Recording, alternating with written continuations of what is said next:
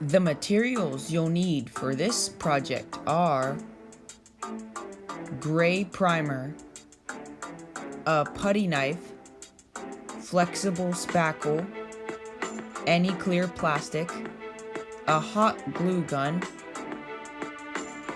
a pen or a pencil, an X-Acto blade, scissors, a box cutter, cardboard, white gloss spray paint, any black spray paint, and finally some good reference images that you can find by searching them up on the internet. The first thing I did for this project is start on the dome, and the dome of this helmet is the exact same on the dome of my last helmet. So it's just the exact same steps.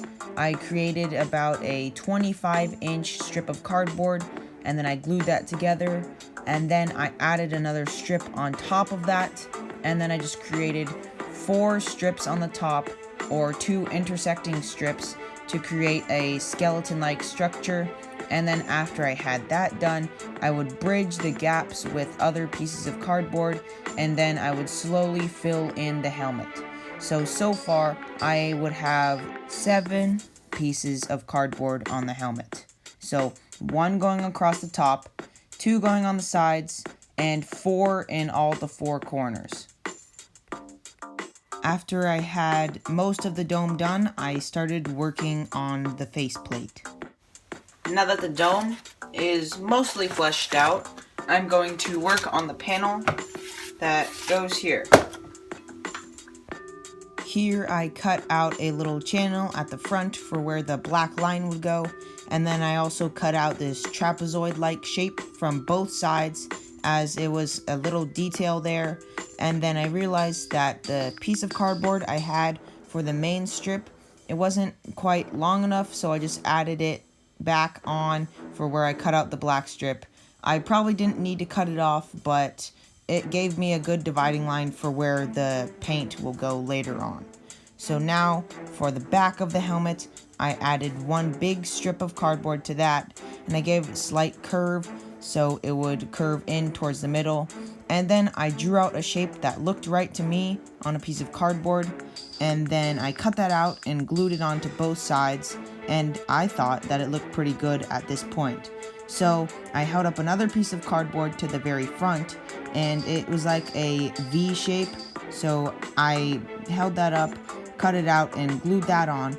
And then after I had that done, I grabbed a big piece of cardboard and I put it behind that jaw plate, traced it out, and glued it on, and then cut off all the excess. So I have now a recessed faceplate piece. After I had the faceplate piece in, I started working on the nose piece. So I just traced out a shape that I thought looked right, and then I trimmed it down because it was a little too big. Then I cut that out and glued it on, and that gave me a good idea of what the eyes were like. And at first I thought the eyes were 2 pieces, but it's actually 1 piece that gets very thin towards the middle, so I made that correction later on. And I also adjusted the positioning of the dome because it was a little crooked. But after I had that done, I added a little bit of length to the side pieces just because it was a little bit low. And I also added the circular dot at the very front. And then just wrap that back piece all the way around to the other side. And then once I had that done, I noticed that the side detail pieces were a little bit too short, so I cut off the top of that, and then I added a little bit of length with another piece of cardboard, and I just glued it on over that piece. So after I did that, I was pretty happy with the sides, so then I started filling in the dome. So to do that, I would just cut out a little triangle of cardboard and fit it into the gap to make sure that it fits well, and then I would glue that on, and I would repeat that process for the whole dome. Now that I have 1/4 of the dome all filled in, I'm just going to fill in all the other corners. So just this half, and then 1 piece back here. So I'll be back once I have that done.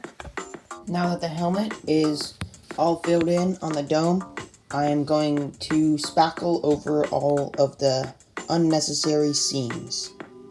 Spackling this project was very straightforward. I just used a mixture of my putty knife and my fingers just to get that flexible spackle in all of the gaps in the dome on the helmet and also in all the gaps on all the panels of cardboard I used on the back. So I just took my time. I made sure to apply a thin enough of a layer to where I could sand it down and then put another layer on top of that. And I just made sure to fill in all those gaps. Then after that was done, I sanded it. To sand this helmet, I used a mixture of 150 grit and 220 grit sandpaper just to get it all nice and smooth. So I just took my time, made sure to go all over all of the high spots just to knock them down low, and then I would blast it off with a leaf blower. An air compressor could work too, but I use a leaf blower just to get all the dust off of the helmet, and then I could really see where all the low spots were.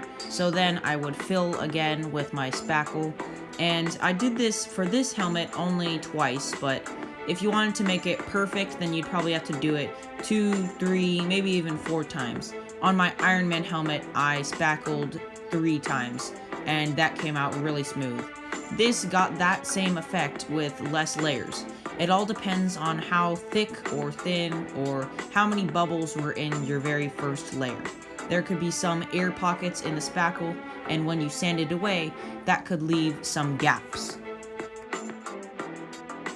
After I felt I was done with sanding, I went ahead and primed the whole helmet with some gray primer, and I didn't show here that I actually used some filler primer as well, just to fill in all of the gaps that I missed.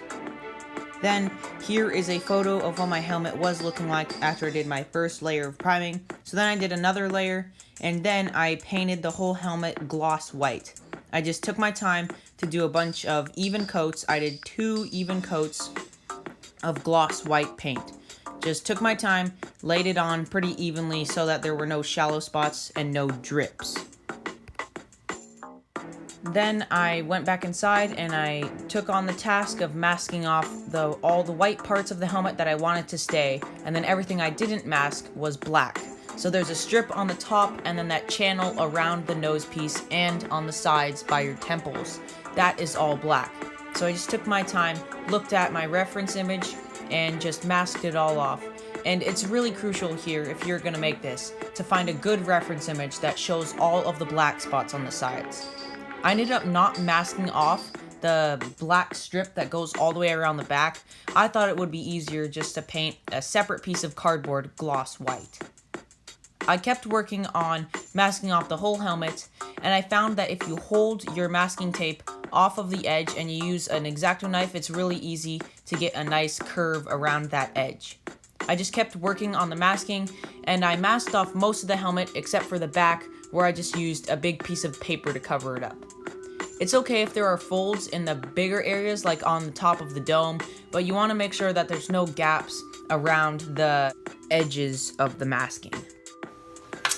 Now that all the masking is done on this helmet, I'm going to paint the remaining white areas gloss black. You could use any type of black paint for this, but I just used some gloss black because that's what I had.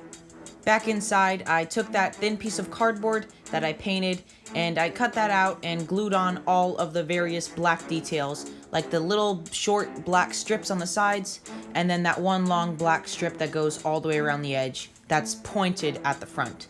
I just took my time, made sure that it was aligned correctly in the same position on both sides, and then I just wrapped it all the way around the back, and I made sure that it didn't look crooked and it looked fairly straight.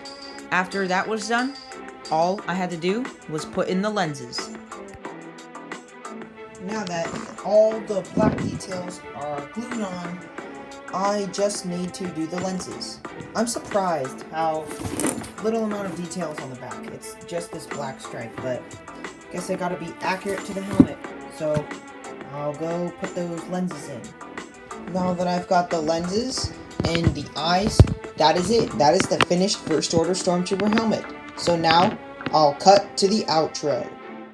This helmet was really fun to make, and it helped me focus on my dome making techniques. If you have any suggestions on what I should make next, leave them in the comment section down below. The next project I'll be working on is an ARF Trooper helmet from Star Wars The Clone Wars. This has been RGR Productions, signing off till next time.